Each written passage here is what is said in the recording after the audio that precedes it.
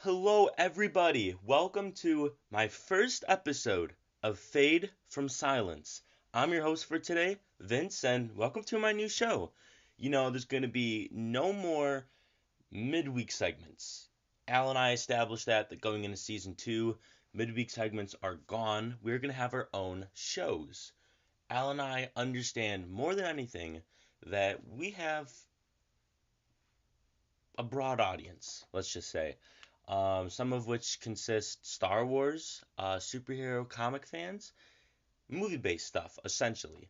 And on the other spectrum, we have sports fans or pop culture, things like that. And the way our old, shows were formatted was it was a giant umbrella that it would cover all those things. And each week we would cover different topics ranging from those two different spectrums. Al and I said, let's be smart about this and let's simplify the process. Let's have one show that caters to one audience. Let's have another show that caters to another audience. Al is the sports guy. I can't tell you anything about sports. I know the rules of the game, but I don't know who plays the game, right? So Al is going to be covering sports for the most part. And then on my show, I'll be covering movies, comics, kind of more of the pop culture in the essence of fandoms. You know what I mean? For instance, I was going to talk about the Jurassic World 2 trailer, but I'm going to put that on pause and maybe I'll address that down the line because it's that time of season. It is that time of season that is Christmas season. Now, I'm gearing up to go Christmas shopping as of today. This is going to be uploaded on a Saturday, so today. On top of that, I'm doing all my online shopping, and I'm sure you guys are as well. However, it's also that time of year for Star Wars movies. Now, don't forget this. This December, this is going to be the last Star Wars Christmas time release. Star Wars movies are now going to be moved to releasing in May. So we're going to talk about Star Wars in just a minute. But before I do, I know a lot of first time listeners are going to be hearing this, and to those of you, just want to say welcome so much to the not welcome so much. What am I saying? Welcome to our channel. Thank you so much for checking us out. My name is Vince. I think I've already said that, but just want to let you know again. Al is my partner in this channel, and guys, seriously, even if you are not a sports fan, please go check out Al's show, which is called The Golden Goal. I cannot stress this enough that he does an amazing job, and you can count on him to do an amazing job week after week. There's nobody more fitted for this podcast than him. I think he's the real voice of our podcast channel. It's something so soothing, so down to earth, and he's really just that great even in person. So guys, please go check out his podcast, support him, give him a like, tell him I sent you. That would mean a lot to him, and that would mean a lot to me as well. So, another thing I wanted to address before we dive into all the Star Wars is that my title, Fade from Silence. That's kind of sad. I don't even know my own title, and I'm recording right now. No. The title is Fade from Silence. It's hard for me to say right now because this is so new, but once I get into the swing of things, I'll really have the name down pat. But Fade from Silence, that is something that means to me. It definitely has some meaning behind it. So if you want to hear why I titled my show Fade from Silence, please stay tuned until the end of the episode. But for all you first-time listeners who, quite frankly, don't give a hoot about that, let's talk about some Star Wars. So, it is no surprise that on December 15th, The Last Jedi, Episode VIII, hits theaters. How exciting is that? What a great time to be a Star Wars fan. For the first time since The Force Awakens, we have a whole new cast of characters and returning characters from the original trilogy. We're not talking about digitally edited Leia from Rogue One. We are Luke and Leia. Spoiler alert, Han's not with us anymore, but he was casted to do a flashback scene. So we're going to see some Han Solo.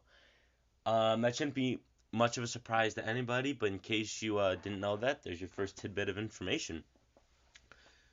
So with that, I want to start off with talking about my thoughts up to the movie thus far, some theories, and then maybe some things you might need to know going into the movie. So first off, let's talk about what I think so far. What I think so far, I do not know how this will not be the best Star Wars film to date. Mark my words, Star Wars Episode VIII will be the best episodic film in this Star Wars saga. It's pretty cut and dry as to why. No movie has ever set up the amount of mystery and misdirection that The Force Awakens has. Make no mistake that a lot of, if people are thinking, oh, Rey's going to go bad, right when Star Wars thinks you know what's going to happen, it's going to flip its back on you. So she might not go bad, but Luke might. And if you were expecting that Luke will go bad, then maybe Poe will go bad. That's a bad example of what I'm trying to convey to you guys, but Star Wars is not a somewhat predictable storyline. For those who saw that The Force Awakens mirrored A New Hope, then yeah, it was fairly predictable. Han Solo walking onto that bridge, you knew he was gonna go down. But Last Jedi is not that movie. Last Jedi is not going to be Empire Strikes Back. It is its own movie. And I'm really glad to say that. Rian Johnson, the director, all the cast members have said that this movie is unlike any Star Wars movie before, and it will throw you in 50 different directions. It's an unexpected storyline. That's why they got Rian Johnson, a guy that deals and makes movies like that, with that kind of plot line of you just don't know what's going to happen next. That's why they got him. That's why they hired him. That's why they gave him his own new trilogy after this. So, with that being said, a lot of you are saying, well, they're just saying that to promote their movie. They're not. They are not at all. Mark Hamill, when he says that he doesn't like the direction Luke is going in, that's going to repel fans rather than pull them in. So they're being honest with you. They're also being honest with you because they didn't hype up The Force Awakens that much. They are hyping up this. Force Awakens could have said, we're taking a lot of different turns. They really didn't make that many drastic turns. It was just cool throwbacks and a great movie. But with this movie, they're saying it's going to be different. And go to Vegas. Believe that it's going to be different. Bet on it if you want. And let's talk about why it's going to be different. Here's some of my more thoughts leading up to this movie. Let's go by character by character. You have Rey. Nobody knows where she's going to end up. Nobody knows if she's going to surpass Luke. Nobody knows if she's going to surpass Kylo Ren. We don't know what her fate's going to be. I mean, she's probably going to survive. I mean, odds are. But at the same time, if she's going up against big boy Snoke, then anything can happen at this point. Are her and Kylo Ren going to start up the new origin of the Sith? There's so many different theories. Let's talk about Finn a little bit. We know Finn is going to be going on an adventure with Rose. I am surprised they let him live in The Force Awakens. I'm not racist or anything like that, but it doesn't make sense why they let him live. What is his end game? If he just goes around with the blaster and can, know more about like the First Order, he already did that in Episode VII. He split out all the information about Starkiller Base because he was a defector. So what's he going to do in this movie? Act just like a soldier? He's no different than any other regular stormtrooper then. Granted, he does have more training, and he was one of Phasma's best cadets. But he's just a stormtrooper. At the end of the day, he is just a stormtrooper. I like Finn as a character, but he is not a powerful character. And Disney is pitching him as a powerful character, and I just don't believe that's up to par. So don't be surprised if Finn bites it in this one. Let's talk about Poe. Poe's my boy. If Poe was a box of cereal, I would eat that every single day because I love Poe. Poe's so that charisma, that smile, that is something that I've never seen a character quite capture before. The reasons why I like Poe are the reasons I like Mace Windu.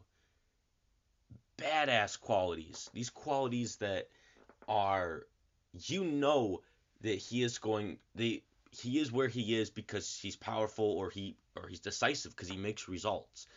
Windu was kind of sarcastic and had a serious tone and didn't necessarily try to be funny. Poe's not necessarily funny. He's just, dang, I want to be that guy.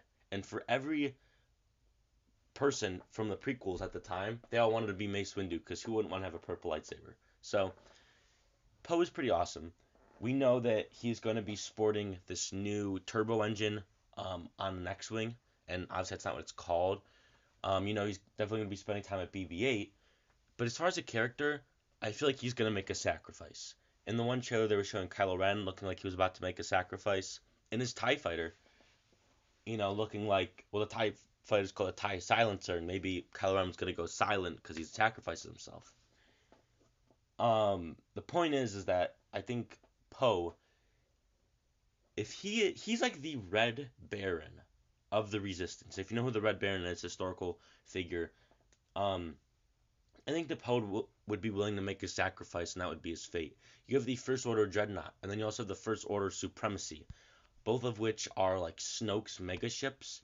I don't know how you're going to take those things down. One who can, the most daring pilot in the whole galaxy.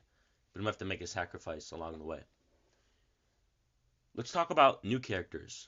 Rose Tico, Vice Admiral Holdo, and Benicio del Toro's DJ. Rose, I'm going to say it right now, haters, feel free to come at me. I think Rose is a pointless character. Until they prove me that she will do something in the long run. The rumor is that she's just some Joe Schmo resistance. She's not even a pilot. She's just a resistance soldier who somehow makes a big difference. Star Wars I like because there's powerful people in it.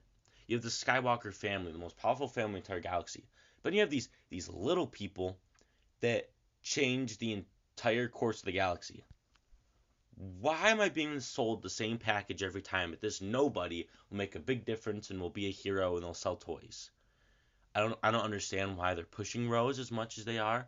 I'm glad that they have another Asian person in Star Wars behind Chirrut Imwe, played by Donnie Yen. But at the same time, I don't see a need for this. Let's jump to Vice Admiral Holdo, played by Laura Dern. You might know her from Jurassic Park.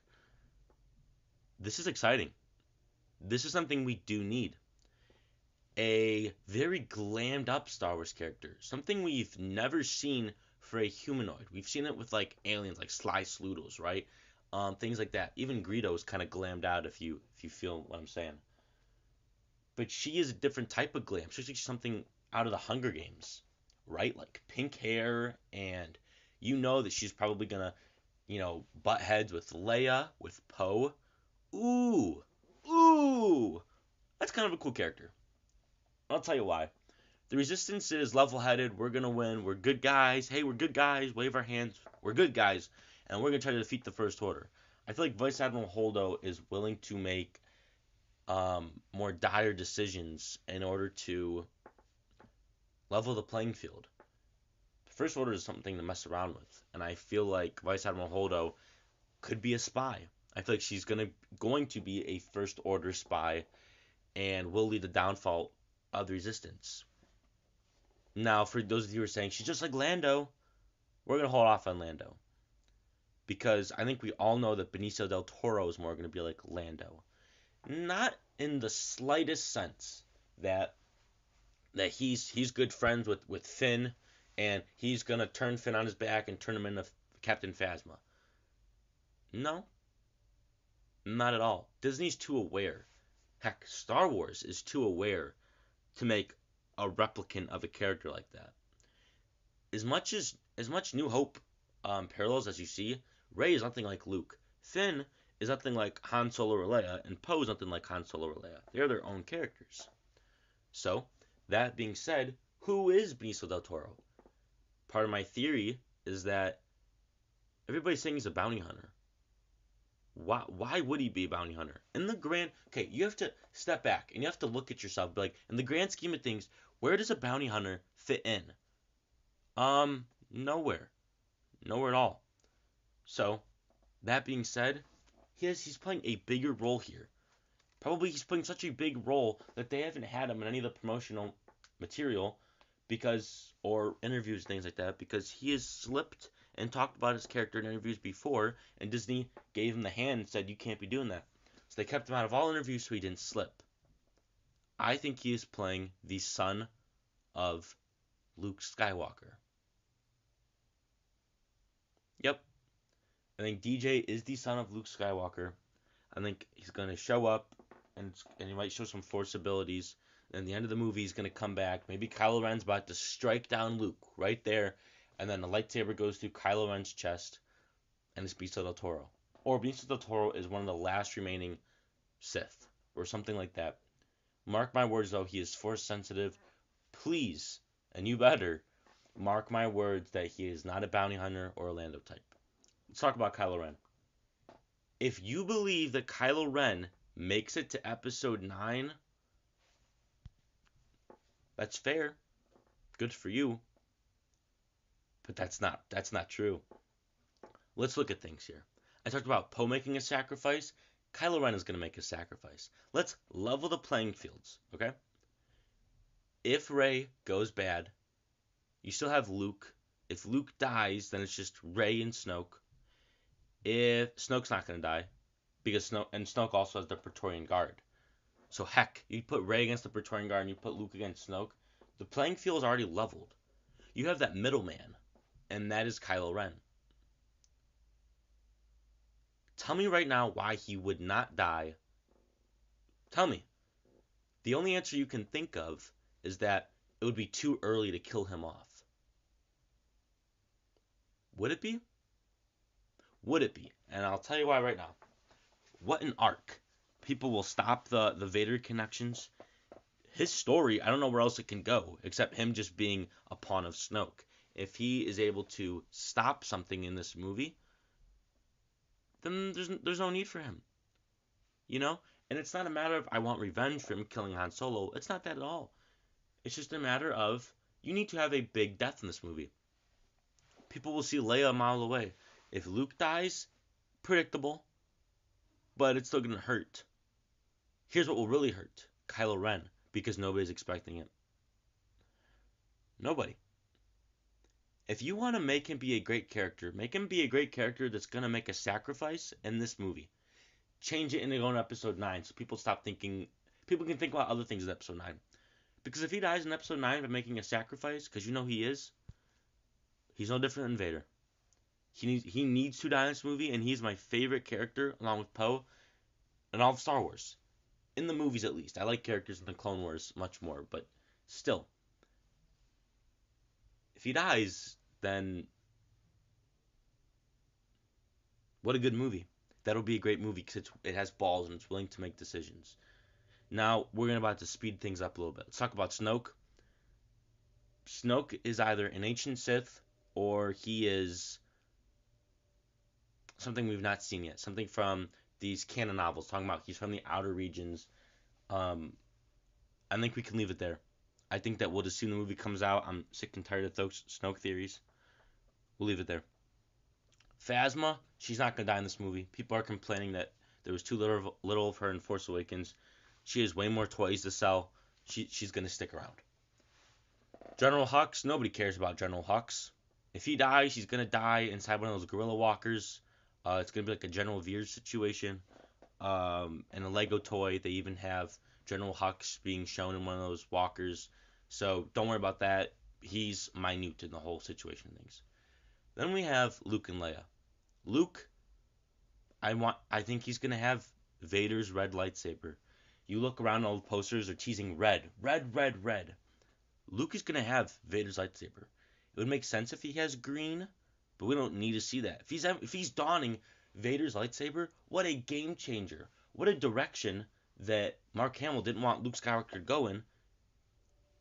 It all adds up. It all adds up. How cool is that? Crate, significantly, Crate is white and red. Luke right now is all white. In his robe, she's white. You ignite the red, Star Wars is all about poetry. It's all about rhyming. These metaphors, Luke right now is your biggest metaphor if you give him that red lightsaber.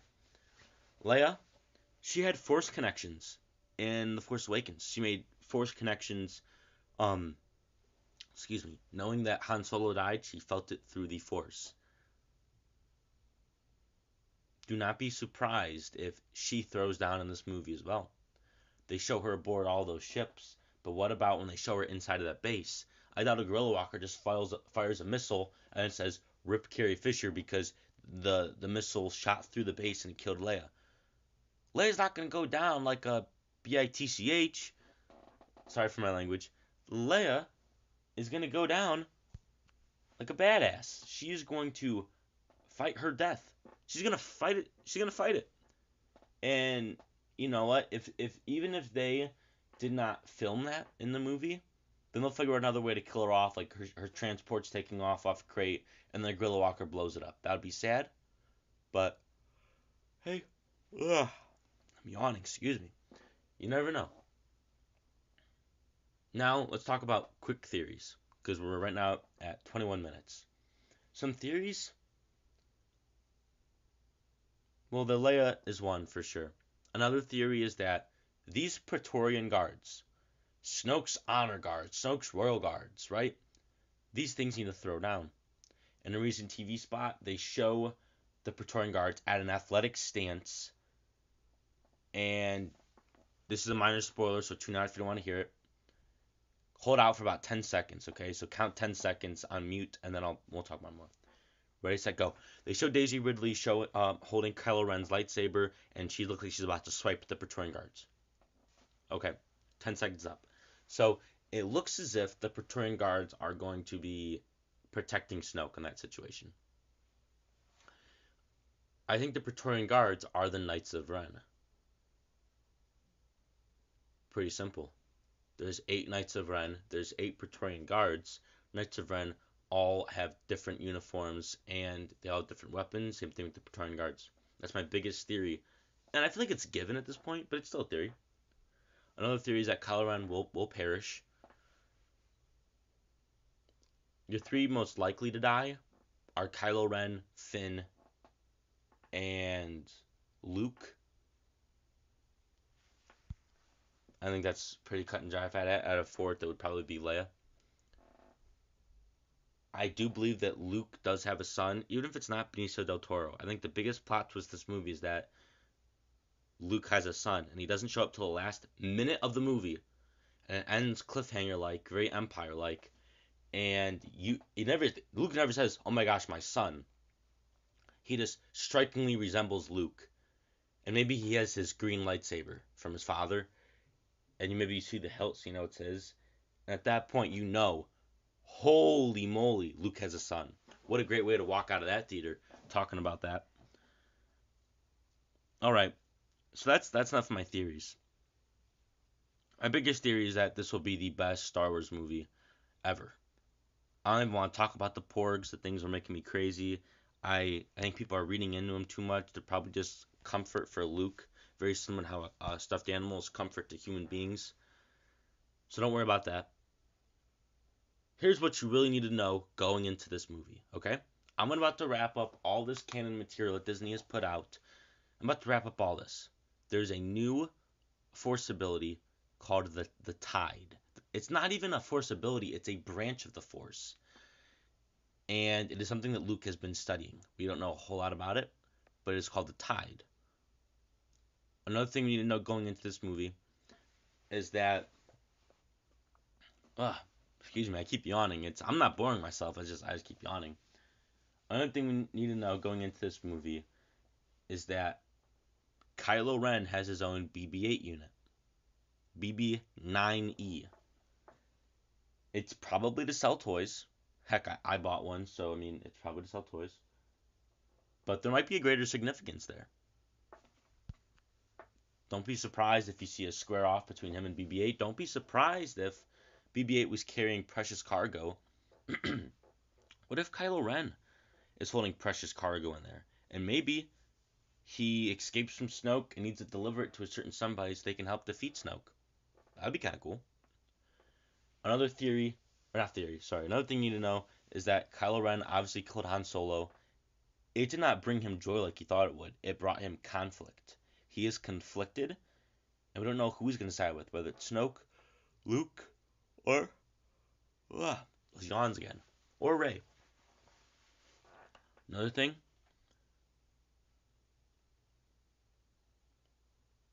Mark Hamill has been saying that this movie is going in 50 different directions, and he's not like where Luke has went, as far as the character goes. Expecting some jaw-dropping moments from Luke.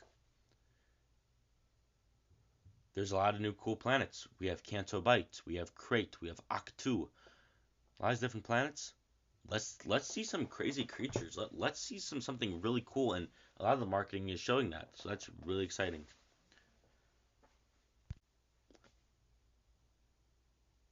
So essentially, I hope I wrapped this up in the best way I can possible for you.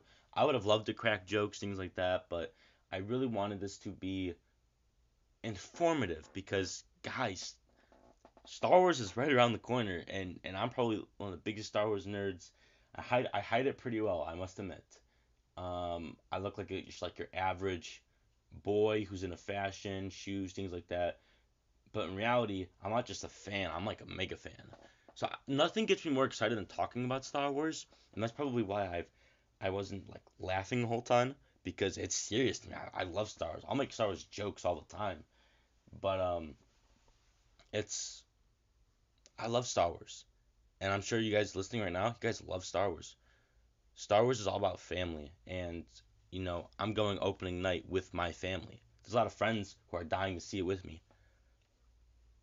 I actually have a girlfriend, which is really cool for me to say, and she is absolutely amazing. And I know that she's really proud of me for doing this with Al, and she even wants to see it with me, but I have to go see this with my family because Star Wars is all about family. And on top of that, there's a lot of connections which resemble friends, things like that. I think Star Wars is great for any person. It's not just for us diehard Star Wars nerds who grew up with it. There's relatable themes for everybody. There's something so cool about those movies for everybody. So I really encourage you, go out and see this movie. I think it is well worth, even if the movie sucks. Okay, let's just say it bombs. It's worth the price of admission of $10 opening weekend to experience this with fans, and you're getting a stacked cast, and there's going to be amazing performances. And if the movie sucks, at least say that planet was pretty cool, because they're showing you a lot of cool new things in this movie. But let's face it, it's not going to suck. I'm calling it now. It's going to be the best Star Wars ever. I didn't say this about Rogue One. I never said this about Force Awakens. I'm saying this about this one. Gear up, guys. We have quite the journey ahead of us. So I'm now going to talk about the title of my show.